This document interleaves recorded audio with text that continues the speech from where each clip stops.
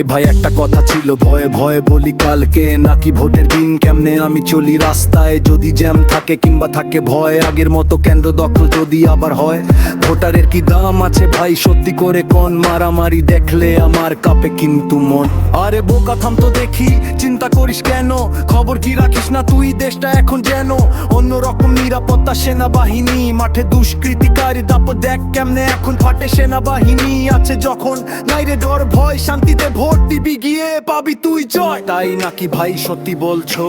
দিনের ভোট কি দিনে নাকি আবার রাত দুপুরে, বাক্স যাবে কিনে আমি কিন্তু সাধারণ লোক, ঝামেলা চাই না ভোট দিতে গিয়ে যেন বিপদে পড়ি না। এইবারও সব চান্স নাই রে,